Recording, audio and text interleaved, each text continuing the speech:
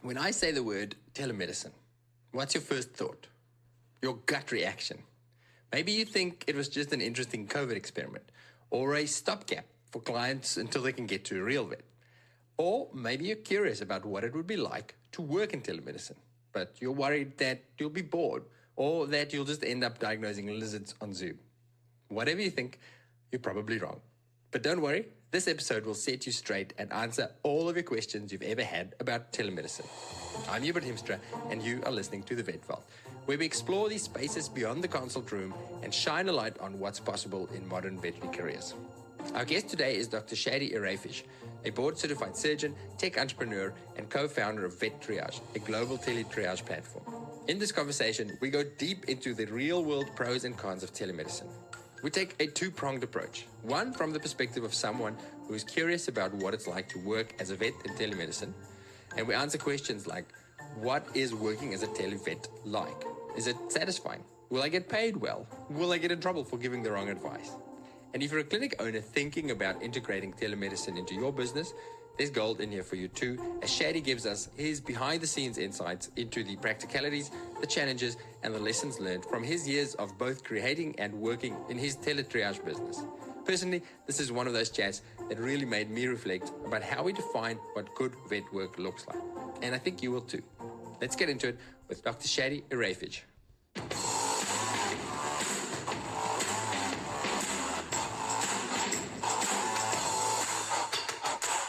So, I want to consider a career in telemedicine, but I have some questions.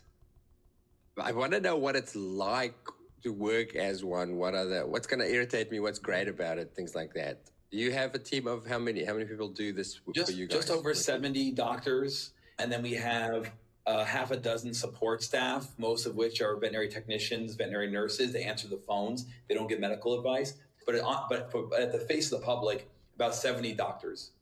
Here's a question when, now maybe as well, but in the early days, did you actually need to get on the phone and speak to clients?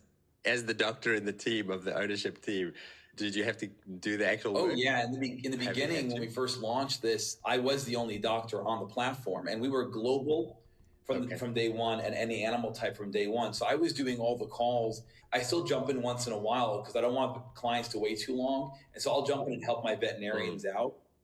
Okay, so you are out there on the front lines sometimes. So if when I ask these questions, you could definitely give me first-hand experience. I do want to make surgeon jokes. Is your general advice when somebody calls you like, yeah, needs to cut it? Yeah. How do you handle the questions about deworming protocols and parasites and stuff like that from way back at university? I'd imagine in your residency and surgery life, you didn't deal with too many first opinion things. Oh, for sure. And just like I have never worked on horses or cows or sheep, and yet we would get these calls about a kangaroo or an ostrich or a squirrel, and I have no clinical experience with that. But if there's one thing that veterinarians are good at, it's being versatile. And so if I know that the question being posed to me by the pet owner is not an emergency, but I don't know the answer, but I know it's not an emergency, I can tell the client, look, let me do some research, talk to my colleagues, and I'll call you back later with some information.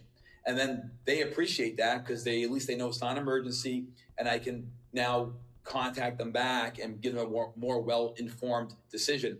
If it's a really weird animal type, I will literally look up material with the pet owner watching me, looking in Merck manual, or I'm doing a PubMed search to find information, because sometimes that pet owner who owns a really weird animal, they know more than I do about it. And so they just want a doctor's perspective on it. So I have to educate myself. I think we've just addressed probably one of the big worries for somebody considering this is that fear of going, am I going to be able to do this job? Am I going to be able to perform on the spot and make the right decisions and not give bad advice? So that's actually a great answer. Because is that something that people worry about when you have interviews or when people contact you about work? Because veterinarians are reliant on their hands. They want to be able to perform a physical exam on their own. They want to perform a rectal exam, listen to the heart and lungs. They want to run blood work and radiographs and all that stuff. They want to have medical records in front of them. And so they are concerned. However, I have found that the cutoff time from graduation to when I will even entertain the idea of them joining the team is 5 years.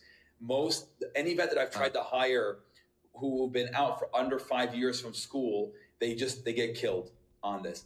So you have to have some level of real life experience. You have to have seen a case 1,000 times in order to feel comfortable giving a pet owner advice over video. So yes, you're absolutely right. Even a seasoned veterinarian is scared of it, but when they get into it, they realize quickly these are very basic situations, and these pet owners just need peace of mind of what to do next or what to look out for. But yeah, there is that fear. But you have to have ample clinical experience before you can dive into this.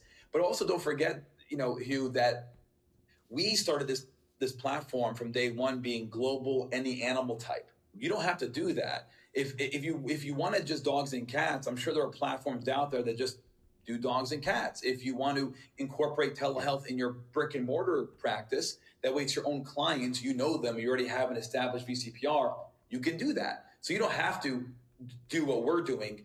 We did this because the long-term plan is to partner with veterinary hospitals, universities, shelters, rescues, etc., and be the all-encompassing tool that they can rely on to help with their case management.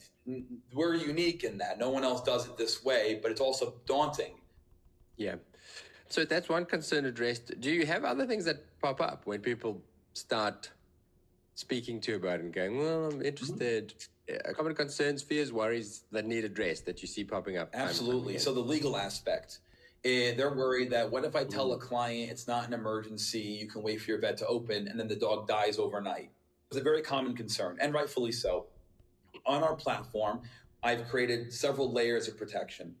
The first layer of protection is going to be the website. The website says specifically what the client should expect, triage and advice.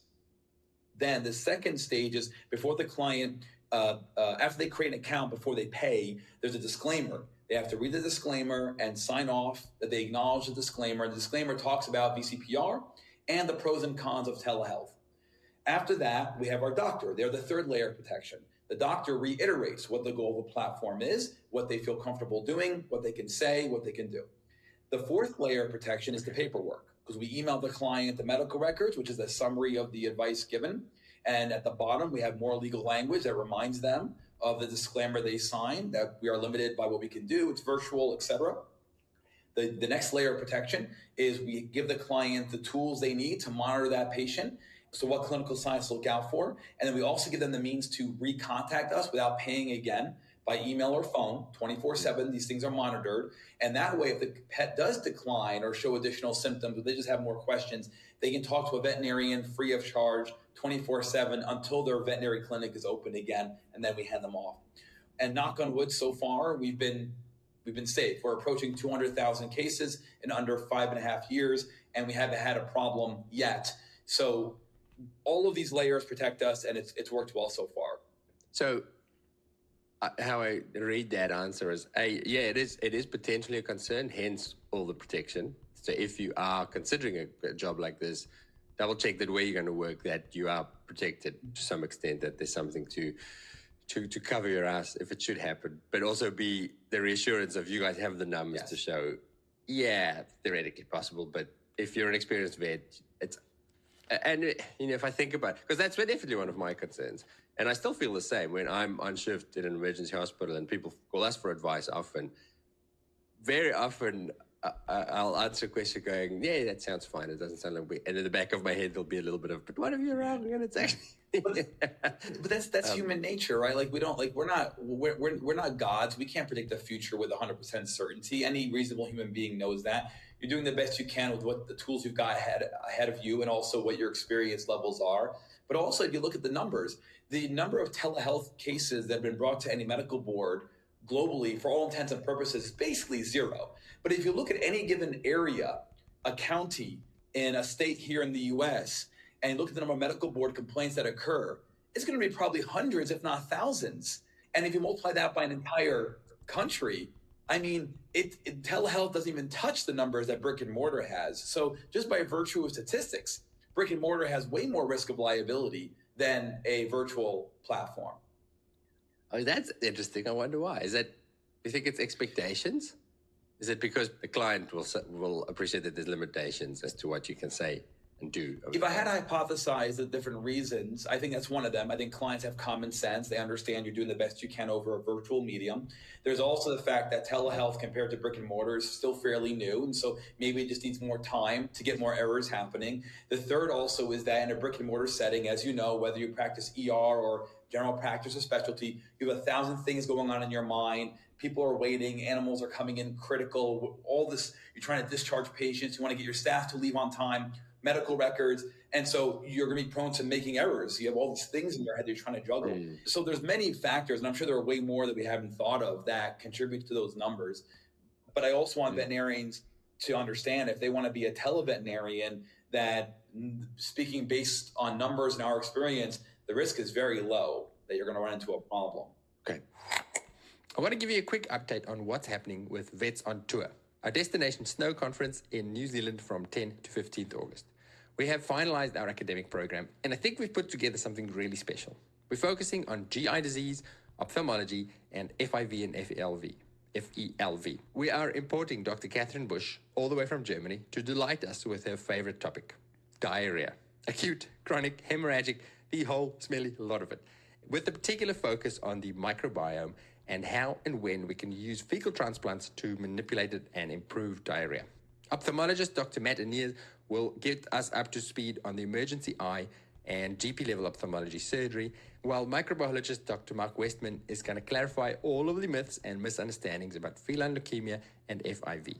We've also booked our band, we're buying our ski passes, and everything is shaping up for an epic week of CPD and adventure. And with only 16 tickets left, it is time for you to get off the fence and just bloody commit. But if you can't make it to New Zealand, or even if you can, but you just can't get enough of snow and CPD, we have some early news about our next 2026 event. We've locked in a venue and speakers for Japan 2026. On the 23rd of Feb, we will be going to Nozawa Onsen. If you've never heard of Nozawa Onsen, think traditional Japanese mountain snow village, hot springs, sake served on a tray of actual snow, monkeys in natural hot tubs, and that famous Japanese powder. If you'd like us to email you when we go live with our pre-sale tickets for Japan, shoot me an email at info@thevetval.com so you get first pick of our best pricing. Oh, and for our US listeners, I Googled it. It's just a 12-hour flight, so no excuses. We want to see you there. Okay, back to Dr. Shadi and telemedicine. All right, other concerns. I'll give you one of mine. If I am a clinical veterinarian and I'm considering switching, I worry a bit that I'd be, suppose, bored or unfulfilled, or, I'm just going to be going, yeah, all right, your dog's itching, go to a vet. Is that a concern? And how do you find the people who work in it?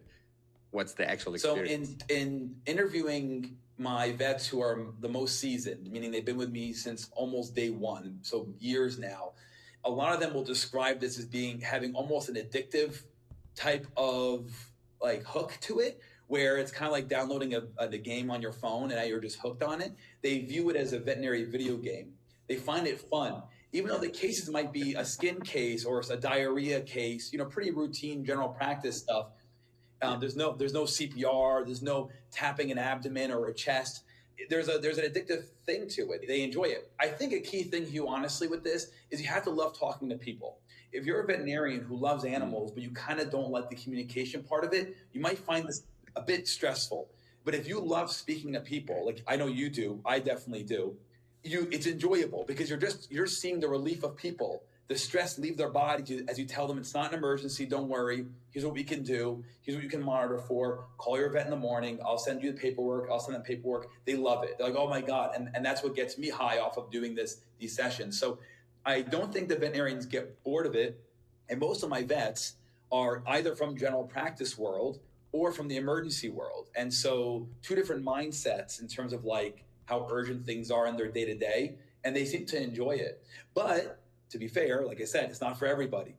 Based on your personality type or what kind of hours you want to work or all that, it's not for everybody. I've had plenty of vets that have come and gone, and that's fine. It has to resonate with you in order to be fun. Yeah, all right. So maybe it is, and I suppose it's like any job, I was going to say in the vet profession, but any job at all, pick the job that suits your personality style and your likes and dislikes. So we've got two kinds of people who it's maybe not for, have some experience under your belt, so not too inexperienced. Number two, if you like getting your hands dirty, if you're I want to cut stuff and do stuff, then obviously this is not for you. And yet, as you say, there are many vets I know who hate the client contact part. This is not your job. This is not your role.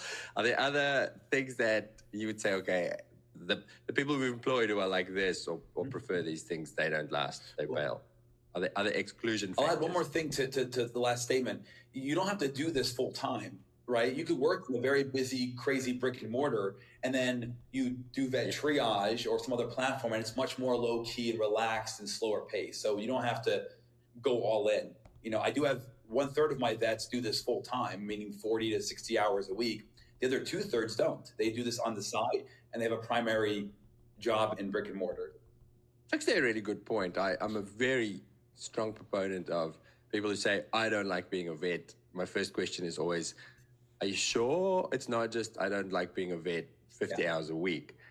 And finding ways to say, well, let me do a little bit of that and then something else that's a change of pace or a complete different environment. For many people, I find that's the key to a happy vet career. And realistically, a lot of people will do this as an additional or a different source of income. And again, this is obviously very specific to each tele-triage company, but as a general rule, is income comparable between this? Because I look at it from a business owner's perspective saying, well, if I pay a vet at an hourly rate and in their time there, they might do a massive surgery or something that's going to bring in a lot of money for me for the business. Whereas with you guys, it's consult fees only. You're not selling anything else. So is it similar sort of income or less, or like what can the expectations be? So I can't speak for other platforms because they all compensate their veterinarians differently. On ours, at least right now, it could change in the future, but the veterinarians get paid per call that they see or video that they see. And on average, we know that at least on the non-equine platform, the average call is maybe 10 to 12 minutes. And so if they get paid X number of dollars for the one call and it takes them 10 minutes on average and they get fit 4 to 6 cases an hour, then they can do the math per hour, per week, per month. And is that worth it for them or not? The other factor to that too is what hours do you want to work? Because even though we're a global company, we still see a maldistribution of cases. We still are very busy between, and again, I'm in the US, so between evening time on any given weekday till about middle of the night, it's our busiest. The rest of the time is quieter. And then weekends and holidays, of course, are very, very busy, but the middle of the night is typically quiet. And that's despite seeing clients from Australia, New Zealand, or Hawaii. It seems to be that distribution is consistent year by year. So the question is, depending on where you live, are those hours that you want to work? Because that's when you're going to see the most cases that make the most money. The final thing that I'll mention is the lack of consistency. I can't promise you how many cases will come in any given hour. Because just like an emergency hospital where you can have an oddly quiet Saturday and an oddly busy Wednesday morning, it's the same thing for us too. These are not appointments. These are all walk-ins. And so you could have a Saturday night that's just really quiet. And then a Monday morning that's like, what the hell's going on? It's so busy, right? So we rely on our data of over 5 years where we know on average, we are busiest these days and these times. So if you're a veterinarian who needs more consistency with that, this may not be the one for you. If you're a veterinarian who is fine, you want fast action, get things going, and when it's quiet, you're okay with that, then great, that's for you. So that's how we operate currently. I know other platforms operate differently. I just don't know their details, but that's how we compensate the doctor. That makes sense. And one more concern that veterinarians have on the platform. So seeing different animal types, right? Because not every veterinarian is comfortable with not knowing what animal type is going to show up. On our platform, if you remember, name, phone number, email, that's it. The video pops up and it could be a dog, a cat, a chinchilla, a snake, you don't know.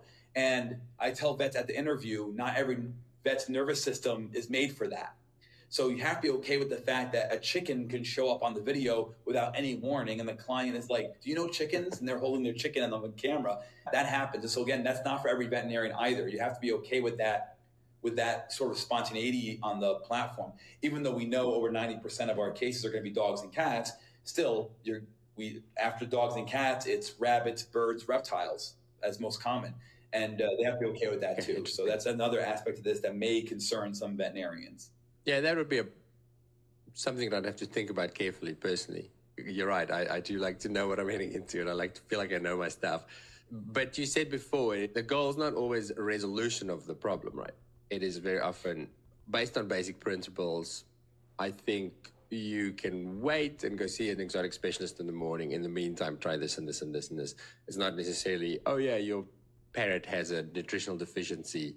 It needs to be on this medication. Correct. Yeah, the first step is triage. Do you have an emergency or not? If you do, let's see if there's some emergency options. If you don't have an emergency, or you do have an emergency, but there's no emergency options, what palliative care, what advice, what instruction, direction can I give you until you can see your family veterinarian?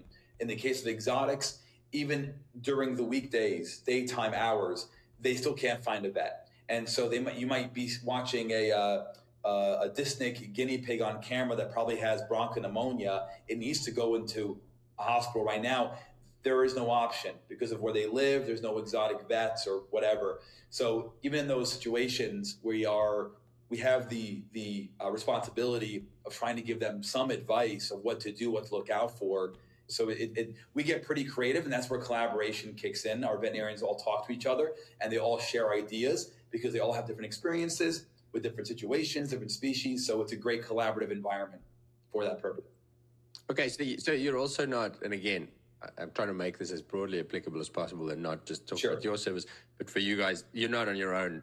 If you're the vet, you can ask a friend. Absolutely. You can do research with whatever items you want to do research with, whether it's online or textbooks or whatever. You can talk to our colleagues. You can talk to your own friends, your own colleagues, on your own personal life, whatever it may be, and then contact the client back later and tell them what you think after you've done your research. So that's fine too, of course. Are there sort of unanticipated perks, joys, things that people really enjoy about this that you might not think about before? One that I alluded to is giving clients real peace of mind.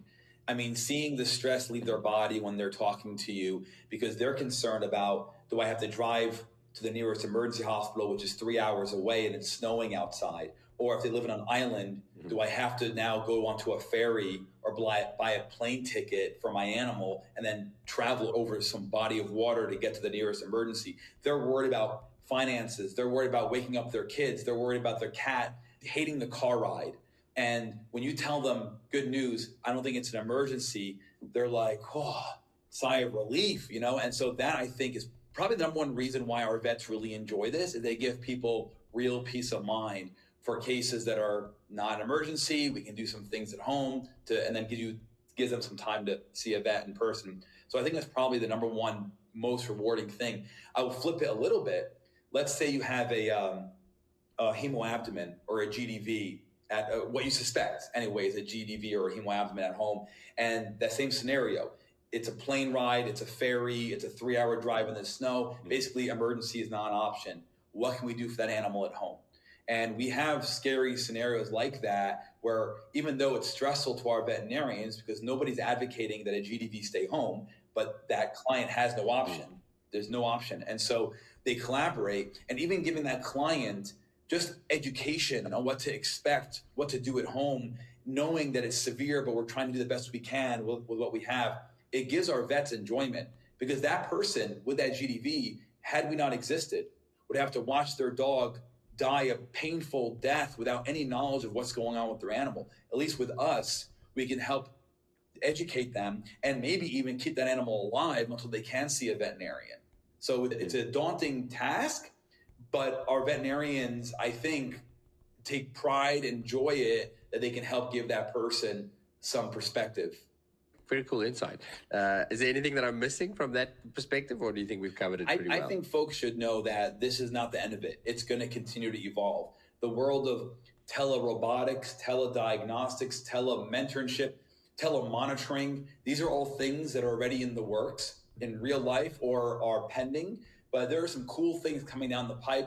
And then when you look at augmented reality, virtual reality, and how they can play a role with virtual care, there's going to be some cool stuff coming the next 5 to 10 years in this space. So I would say this is just the beginning of it. There is a ton of stuff happening. And because we're at the forefront of this, I hear about this stuff and I get to talk to cool companies and cool people about what they're doing.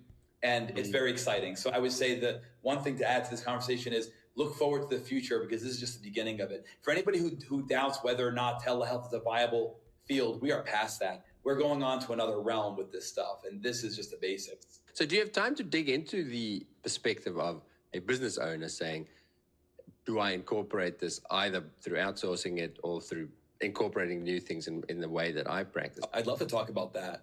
Let's jump in with the stuff you just mentioned, the future. Out of the things you briefly listed a few words that immediately I went, what's that? What's the coolest thing that's coming or is here but not commonly known yet in telehealth that excites you? I think telediagnostics is probably my answer for that one. Telediagnostics I would define as the ability to monitor certain parameters objectively of a pet and have it be shared instantaneously with a veterinary professional. So a good example of that we've been performing is that device for diabetics. Continuous glucose monitors. So Right. There's a few brand names, the Freestyle Libre. Right. That's a very easy, understandable, relatable telediagnostic tool. We've all been using it for some time now. Very powerful. It enhances pet care. It enhances veterinary monitoring. It's awesome, right? There are now diagnostics that you can implement in your hospital that will monitor certain parameters of a hospitalized patient without any wires, without any suction cups, and you can monitor things like temperature, heart rate, whatever for that pet without touching them. And the device is doing this all with telediagnostics, and it'll monitor multiple pets at one time. And that information is automatically uploaded to the cloud for veterinary observation. Also, those tools can have alarms to them, so they'll alert you when something seems off. Those types of telediagnostics are now in the hospital setting, and my prediction is it's going to enter the pet owner's life where they can set up something in their house that monitors certain vitals. Or let's say you have a dog that's prone to seizures and you want to know if your dog had a seizure while you were at work.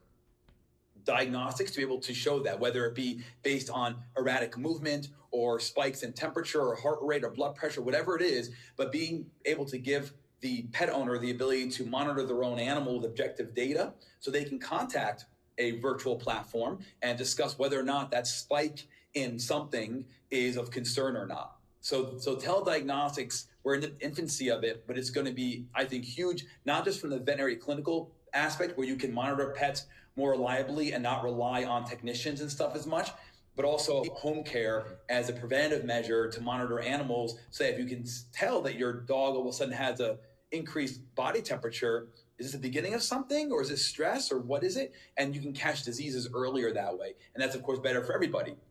Preventative care, right? So that's an example of where this is going to go with and I have ideas that I can't disclose, but we have things we're going to implement here, hopefully the next 2 to 3 years with VetTriage and how it ties into telediagnostics.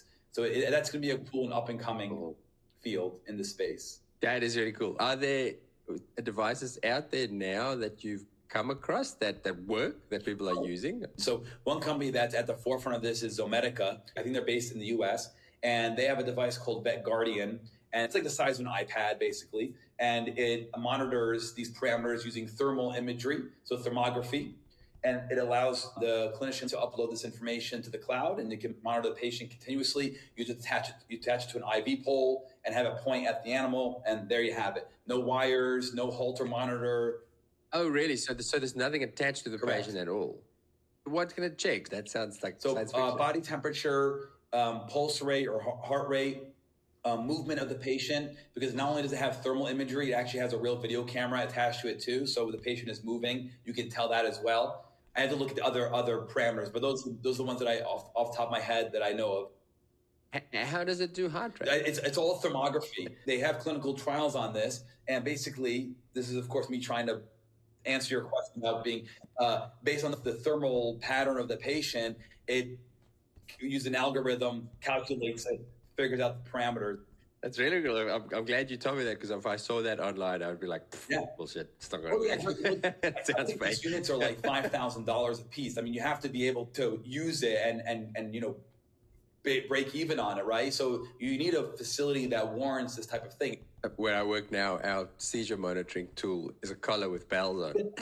We can hear them seizuring. So this sounds better. It sounds more reliable. The old school measures work too, Hey, nothing wrong with it. Nothing wrong. Pivoting to the standard, your sort of stuff, tele-triage, having some sort of a service where you can communicate with clients not in person, as in not physically in person. Lessons learned for you guys. Are there standout things maybe things that you thought were going to be challenges that were easier than you thought, where you went, oh, this works much better, or vice versa, stuff that blindsided you a bit, where you went, absolutely. I did not expect that. Long list. So initially, I thought the biggest challenge was going to be to hire veterinarians. I thought veterinarians are not going to want to do this. They want to be in the hospital, using their hands, using diagnostics, and I was wrong. I'm always sitting on 150 plus applicants ready for work. I've had no problem. Really? It's crazy, Hugh. It's crazy. I've never advertised for vets, except when we launched our equine platform. I had to advertise for equine doctors. In less than a month, I was able to staff our platform 24/7 with equine veterinarians. Less than a month. It takes hospitals years to find one. Wow. It's crazy. If I wanted to create a platform that was all nurses, I could fill it in a month, because I get applicants now. I'm not even asking for nurses, and I get applicants from nursing. Hey, when you're ready to hire a nurse, let me know. I'm interested. It's out of control. So the application part of it was a surprise to me. I actually thought the veterinary field would hold on to this right away, but the culture has been the opposite. Trying to convince veterinarians that telehealth is a viable means of practicing veterinary medicine has been the hardest part of all of this, because veterinarians, as you know, we're difficult to change. We don't like change. We're always skeptical of things, We're always worried about bad ethics. We're worried about bad medicine, and we're worried about money being taken out of our pockets, right? And so I didn't realize, maybe foolishly so, that the veterinary culture would be hard to steer into that direction, where they view telehealth as a really powerful method of taking care of animals. So that was a surprise to me as well. So those are just two surprises that I learned over time from doing this. Is that changing? Are you finding a more of an acceptance as it's becoming, we've had some time to get comfortable? On the non-equine, absolutely. Any practice that doesn't practice on large animals, production animals, they are much more likely to adapt to this technology. Large animal is a different story. They are much more difficult to convince. Equine vets especially have been used to being on call 24/7 with the clients having their cell phone forever. And we launched the equine platform 2 years ago, and it's still very slow to ramp up, because they're so scared of clients being upset that they can't just phone you right away, anytime, day or night, and to hand over their clients to us so we can manage their after hours on call, so they have more work-life balance. That has been a huge struggle. It's so weird. I would have thought it'd be the exact opposite. That'd be so sick of it. I mean, that's a large reason why I never wanted to do larges, is the constant on call. I reckon they've got Stockholm syndrome. Yeah. The equine vets, they're so used to being hostage to their clients. Yeah, and we are getting more and more equine partnerships over time. So it's moving in the right direction, but still, compared to non-equine, very slow. You would think that after they've tried all the other things to manage their quality of life, and all those other things have failed, they'd be willing to try something new. And they're very, very slow to adopt. So we're going to keep trying. We're fighting the good fight, because we know it's an answer to their problem. We're using them to be able to let go of the reins, no pun intended, and let us control their after hours on call. Good pun. I like that. I'm going to circle back to your massive list of people who want to work in it. I think that's worth pointing out, worth underlining, for practice owners, brick-and-mortar practice owners, to say that if we're trying to create workplaces that people want to work in. It's the whole staff finding and staff retention thing.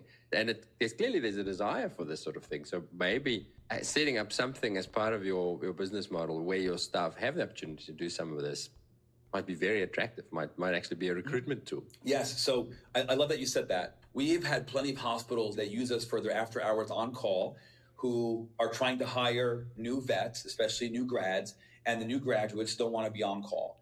And in order to entice them to join that practice, they'll say, look, you're going to be on call. There's no way around it. We live in a remote area. However, VetTriage has decreased our calls by 80-90%. We almost never get called in. And when we do, it's really an emergency. So you're not getting bullshit.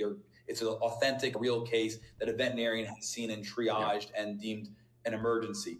So they've used that. They've actually asked our permission. Can we use the fact that we're partnered with you to get this doctor to come join our practice. And we're like, absolutely, go for it. That's the point of work-life balance. That's the whole goal here, is to help veterinary clinics with balance. So yes, it helps with recruitment. It helps with turnover. If you're in an emergency hospital and you know that your staff is sick of seeing the ear infection and the limping puppy, things that are not an emergency, and that's creating stress, well, if you can partner with VetTriage and send us those cases so we can triage them away, you can focus on the pyometra, the GDV, the seizuring case, and we'll handle the allergic reaction, the ear infection, the whatever. And then you keep your staff, because now they're not stressed out and annoyed all the time, right? How many times in your ER hospital, Hugh, did you hear a technician or an assistant or a doctor say, why is this case here? Why are they here, right? It's always. And I don't blame them. They've got a septic abdomen and a post-op splenectomy. They have big cases to deal with. They don't want to see this barking loud puppy come in for one bout of diarrhea at 3 a.m. So it helps with turnover and hiring all the way around, if you can leverage telehealth. Okay.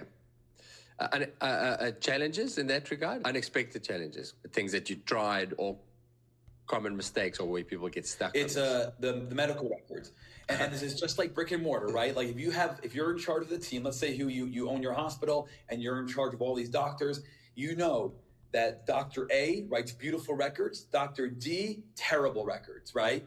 And we need tight medical records. That's true in brick and mortar, and it's especially true with us because we are limited. We don't have the cushion of blood work or urine test or radiographs. So trying to get them to write medical records, I would love if they wrote it the same way, but of course I can't standardize it that way. There's 70 doctors, and I don't want them to all be me, and I'm by no means the perfect solution to this. So I just want thorough medical records and consistency. Everything you told the client that you spoke about, even if you don't think it's important, put it in the record, type it in there, right? What about the technology side of it?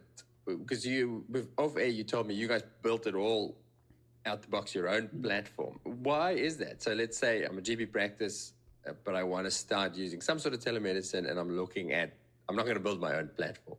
Why did you guys choose to make your own? And if you're in a different scenario, what should you look out for or be wary of, or what are your requirements that's going to tick the right boxes for you? So for us, first of all, we did not want to have an app. We want it to be where the client can go on the website right away, pay, and be on with the vet, because we're dealing with emergencies. So for them to have to go to the app store, download it, then create an account, it's going to create barriers.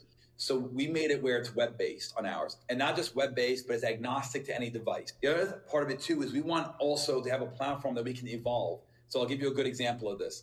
Right now, as it stands, if you are providing telehealth within a brick and mortar, you are required to maintain medical records in compliance with standard brick and mortar medical records. If, however, you're providing telehealth outside of a brick and mortar, there's no rules for that. And so you can write whatever crappy notes you want if you're not related to a brick and mortar, and that's fine. It's your prerogative. My prediction was we will eventually not only need actual medical records, but we will eventually probably need our own EMR, electronic medical record, with client information, pet information. So I want a platform that we can also then evolve as the rules evolve. And then of course, there's things like quality. I want good quality visual. I want good quality audio. I want cybersecurity. So we're HIPAA compliant, even though we're not required to be in the veterinary space. I want the ability to control the stuff. And honestly, just from a standpoint of just being cool, if I had to use Zoom or Skype to do this, are you a real company? Like you're leeching off some other platform? I want to own the damn thing and be a big boy in the field. And so we put in the money and the time to build something that's truly unique. And then lastly, I'm a veterinarian. I want the platform to appease me as a doctor. If I hate my platform, how can I expect another doctor to like it? Okay, but it's a very different vision for somebody else who wants to say, add some element of telemedicine to my brick and mortar business. So if I was a clinic owner and I want to start doing teleconsults, I'd immediately gravitate towards saying, as you say, Zoom or WhatsApp calls or something like that with my clients. Any reason why that wouldn't work? No, you can provide this medium using any video device you want, as long as you believe it's secure, meaning no leaked data or whatever else, right? Even though, again, confidentiality is not a big deal in the veterinary space like it is in the human space. As long as it's a secure platform, then sure, you can use whatever you want. if you can leverage telehealth in your brick and mortar, you don't want to necessarily invest a lot of money into it, but you want to make it useful. The only thing, though, Hugh, is that it didn't seem to really catch on. Once we started VetTriage, there were other companies that came out afterwards, and their business model was leasing out their platform for vet hospitals to use. And in the beginning, during COVID, they blew up. I mean, they were popular. Everybody thought they'd be doing. And then you quickly find out that veterinarians don't like to be on video. If they're in a hospital, they want to use their hands and run diagnostics and do stuff. If you're stuck on a video call in a hospital, it's kind of like, what am I doing here? I could just have them come in and then I'll just palpate the animal, you know? So it quickly ran out of steam. I don't know where the numbers are now, but as far as I can tell, they're not even on the radar anymore. So there's a message that's clear where veterinary hospitals, although they could leverage telehealth, make their lives more efficient, it doesn't seem to appeal to them as much. Yeah. Interesting. Because based on conversations I've had on here, the idea of saying, okay, I have a brick and mortar practice, but perhaps it makes sense in terms of productivity and also balance for the staff to say, well, Dr. X is going to work from home on Thursdays, and she's going to see all of our rejects via video call, you know, follow up with all these clients or talk to the diabetic patients, have a teleconsult, which makes sense, but it is interesting that it's not actually taking off. But for that, you could just sit, you can have your PIMS open at home and you can have Zoom on your other screen or WhatsApp, whatever, any of the many ones. And I literally quadruple your appointments if most of them are virtual, right? People can work from home. If you have a veterinarian who's pregnant and, you know, she can still work, but she can't be there. Yeah. And so I agree. I think it's a cultural problem. Number one, veterinarians still don't see, if you're an employer, you may not see it worth paying a vet 6 figures to be at home. And then the other thing is technology. I will tell you, we have a whole customer service and a development team. It is a pain in the ass because most people have bad internet, bad devices, they're older, you know, they don't know how to use technology, their internet drops, their cell phone dies. And so I think that trying to set up a Zoom call with a client who is not very tech savvy is a pain in the ass. So I wonder if those two reasons are why. So to clarify, it's a pain in the ass for you guys as well. Is that one of your operational problems? It's I would say it's a challenge, but we have teams that take care of it. I have a dev team, I have customer support. They handle it, and it's, knock on wood, it's worked very, very well. But we also do this full time. Okay. And even though it's a challenge, we've mastered it because we do this 24/7 for over 5 years now. I think I'm done with my questions. Is there anything we haven't discussed that people need to keep in mind, or any parting messages or anything that I've missed? No, man, I think that's great. Your questions are always intriguing, and I welcome any other discussion in the future with you. It's always fun. Cool. Where can people find you if they listen to this and says, "Oh, I think I need to outsource my after hours from," as you said, anywhere in the world? What do we Google? vettriage.com. That's vettriage.com. There's a contact form in there you can fill out, and then I'll get the email directly, or my business partner will, and you can inquire. But also we have lots of social media. There's my name, Dr. Shadi Ireifej, in Instagram. I have a YouTube channel. We have a VetTriage Instagram. And so you can message us, DM us, whatever, through any of those platforms. Cool. I will put links in the show notes as well, or in the show description when you're listening to this. Shadi, thank you so much for your time. It's really interesting topic. And I think it's one of those episodes that I think are going to get more listens because, as you say, as the culture shifts, people are going to think about this more and more and more. Sure. So thanks for doing it and doing all the hard work for us to get it up and running. Thank you very much for your time.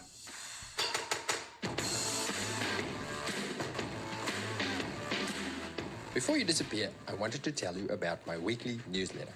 I speak to so many interesting people and learn so many new things while making the clinical podcast. So I thought I'd create a little summary each week of the stuff that stood out for me. We call it the VetVault 321, and it consists of 3 clinical pearls. These are 3 things that I've taken away from making the clinical podcast episodes. My light bulb moments. 2 other things.